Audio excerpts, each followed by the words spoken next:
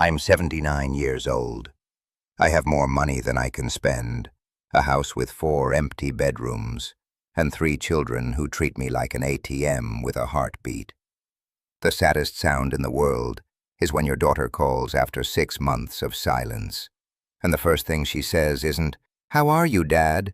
but, "Dad, I need money."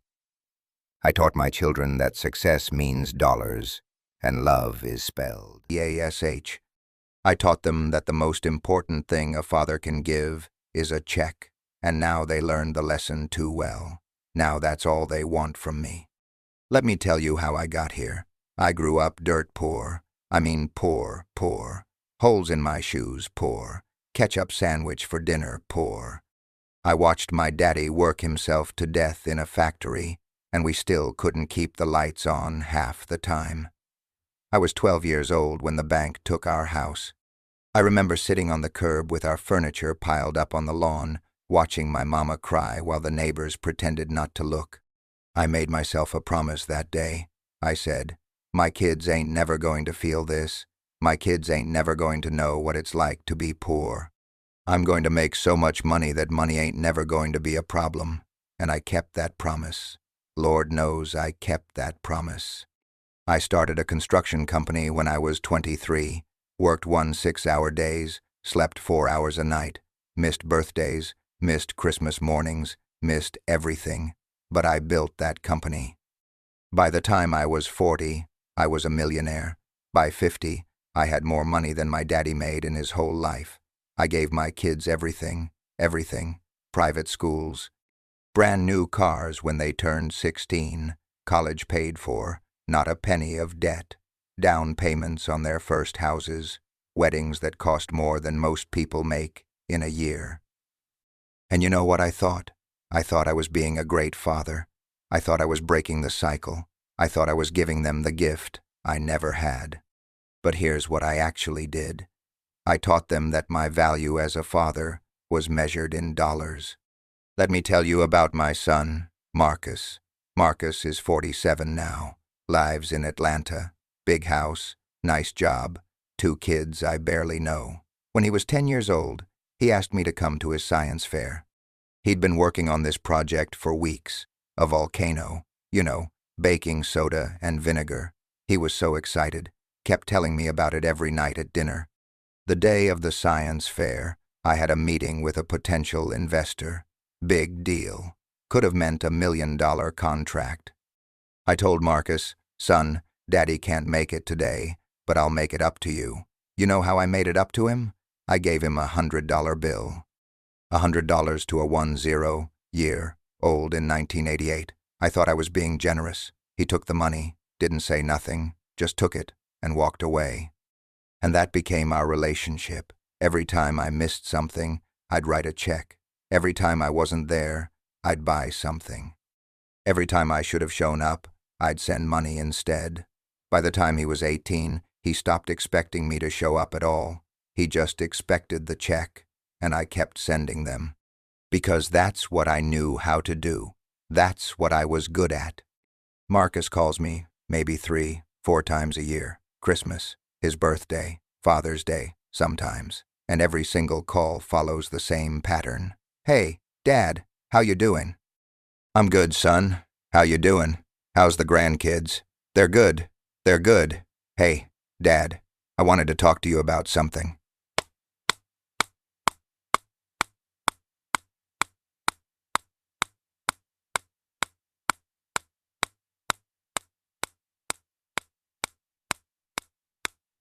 "I wanted to talk to you about something."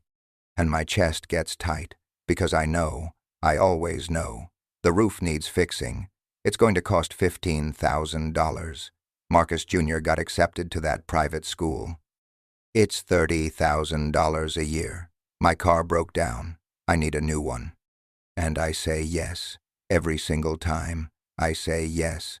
Not because I'm generous, because I'm terrified.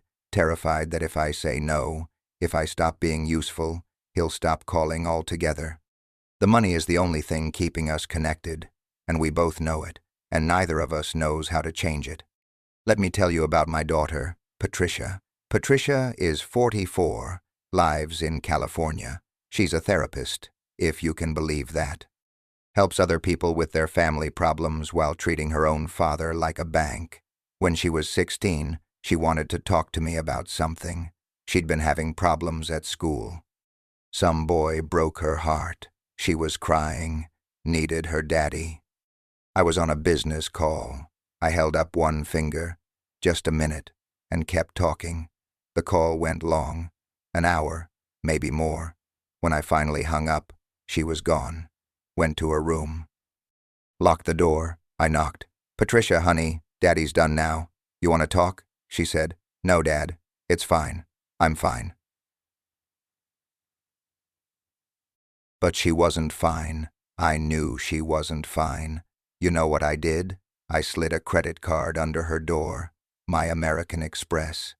"Go buy yourself something nice, baby girl." She took the card, went to the mall, spent $800 on clothes and makeup, never told me what was wrong, never opened up to me again. Now she calls me when she needs money for her business. "Dad, I'm expanding the practice. I need $50,000 for renovations. Dad, I want to take the kids to Europe. Can you help with the flights? Dad, my car lease is up. Can you co-sign?" And I say yes, because that's our language. That's the only way I know how to love her. That's the only way she knows how to let me. We don't talk about her life. We don't talk about her marriage. We don't talk about my grandkids. We talk about money, and then we hang up, and I sit here, and I wonder when it all went wrong. Let me tell you what I finally figured out at 79 years old. My kids don't love me. They love my wallet, and that's my fault, not theirs, mine. Because I taught them that money solves problems. I taught them that success means wealth. I taught them that a father's job is to provide, not to be present. I taught them wrong. You want to know the cruelest part? I got all this money. I got investments and properties and accounts full of cash I'll never spend. And I would give every penny, every single penny, for one honest conversation with my son, for one afternoon with my daughter where she tells me what's really going on in her life, for my grandkids to know me as something other than the old man who sends birthday checks. But I can't buy that. Money can't buy that. And the worst part? I see you making the same mistake. I see you working 60 hours a week so you can buy your kids the newest iPhone, the nicest sneakers, the best of everything. I see you missing the game, missing the recital, missing dinner, but telling yourself it's okay because you're providing for them. You're not providing for them. You're teaching them the same poison lesson I taught mine. You're teaching them that stuff matters more than time, that money matters more than presence, that a father's value is measured by what he can buy, not by who he is. Let me tell you what you should do instead. Let me give you the strategy I wish somebody had given me 50 years ago. Number 1, stop using money as a substitute for love. When your kid asks for your time, don't give them a toy. When they need to talk, don't give them cash and send them away. I know you're tired. I know you're stressed. I know you think you're doing the right thing by working hard and providing. But your kids don't need more stuff. They don't need a bigger house or a nicer car or the latest gadget. They need you. They need your attention. They need your presence. They need to know that you think they're worth more than whatever meeting you're in or whatever deal you're closing. Number 2, teach them that money is a tool, not a goal. I taught my kids that the goal of life is to make money. So that's what they valued. That's what they chased. And that's what they expect from me. Teach them different. Teach them that money is useful, sure, but it's not the point. The point is connection. The point is purpose. The point is building something meaningful, not just building a bank account. Show them how to use money to serve others, not just themselves. Show them how to be generous, not greedy.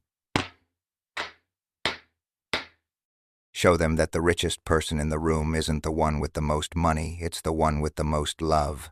Number 3, start now. Start today. I can't fix my relationship with my kids. It's too late. The pattern is too deep. They see me as a wallet, and I don't know how to change that anymore. But you still have time. If your kids are young, put down the phone, turn off the computer, close the laptop. Go to their game, go to their play, sit on the floor and play with them. If your kids are grown, call them, not to talk about money, not to ask if they need anything, just to talk, just to listen, just to connect. It's going to feel awkward at first if you haven't been doing it. They might not know how to respond. You might not know what to say. Do it anyway.